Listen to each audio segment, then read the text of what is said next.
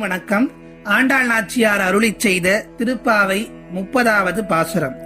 இந்த நிறைவு பாசுரத்திலே ஆண்டாள் நாச்சியார் என்ன கேட்கின்றார், என்ன சொல்ல வருகின்றார் என்றால், இந்த திருப்பாவை பாசுரங்களை படித்தால் என்ன பலன்கள் கிடைக்கும் என்ற அந்த நூல் பலனை பற்றி சொல்லுகின்றார். இன்றைய உலகத்தில் இறைவனிடம் எந்த பொன்பொருளையும் வேண்டி பாவை நோன்பினை ஆண்டாள் இருக்கவில்லை. இறைவனின் அருள் ஒன்று மட்டுமே போதும் என கூறிய ஆண்டாள் இந்த பாசுரங்களை படித்தால் என்ன பலன்கள் கிடைக்கும் என்பதை சொல்லுகின்றார். எந்த ஒரு காரியத்தை செய்தாலும் அதனால் என்ன பலன் கிடைக்கும் என அறிந்த பிறகுதான் பலரும் அந்த காரியத்தில் இறங்கும் அளவிற்கு இன்றைய உலகம் மாறிவிட்டது. வழிபாடும் அப்படித்தான். இந்த வழிபாடு செய்தால் என்ன பலன் கிடைக்கும் என்றுதான் கேட்கிறார்களே தவிர இறைவனை வழிபட வேண்டும் என்ற எண்ணம் குறைந்து கொண்டே வருகிறது. இதை முன்பே அறிந்தவர் போல ஆண்டாள் திருப்பாவையை படித்தால் என்னவெல்லாம் கிடைக்கும், அதை படிக்கும் அடியவர்களுடைய வாழ்க்கை எப்படி மாறும் என்பதை இந்த பாசுரத்திலே தெளிவாக விளக்கி சொல்லி இருக்கிறார். முதலில் பாசுரத்தை பார்க்கலாம்.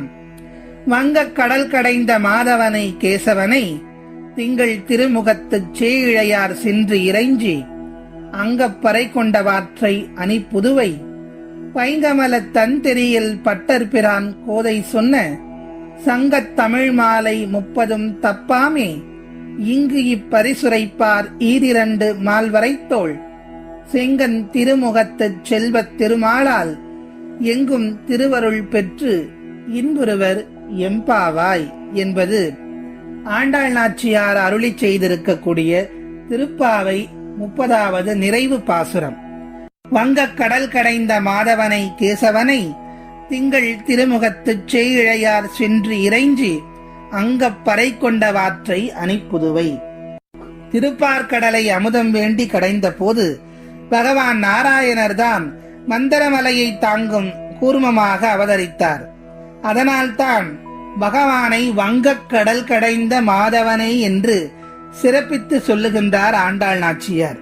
அடுத்ததாக திங்கள் திருமுகத்துச் சேயிழையார் சென்று இறைஞ்சி அங்கப்பறை கொண்டவாற்றை அணிப்புதுவை. இப்போது வரிக்கு வரியான விளக்கத்தை பார்க்கலாம்.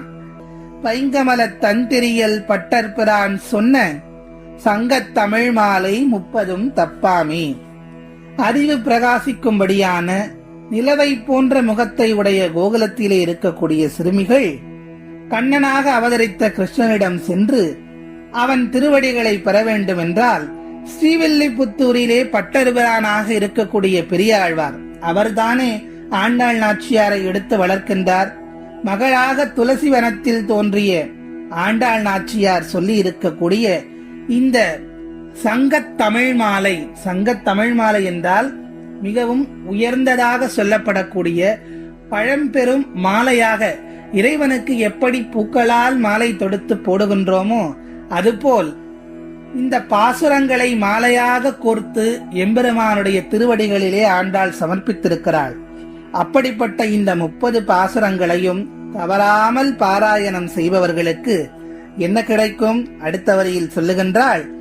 இங்கு இப்பரிசு உரைப்பார் ஈரிரண்டு மால்வரைத்தோள் செங்கன் திருமுகத்துச் செல்வத் திருமாலால் எங்கும் திருவருள் பெற்று இன்புறுவர் எம்பாவாய். செல்வத்தின் இருப்பிடமான திருமகளை தன்னுடைய மார்பிலே குடியிருக்க செய்தவன் திருமால். அந்த திருமாலின் அருளால் அனைத்து செல்வங்களும் பெற்று இன்பமுடன் வாழ்வார்கள் என்று சொல்லுகின்றாள். எங்கும் செல்வத் திருமாலால் எங்கும் திருவருள் பெற்று இன்புறுவர் என்று குறிப்பிடுகின்றார். அனைத்து செல்வங்களும் பெற்று இன்பமுடன் வாழ்வார்கள்.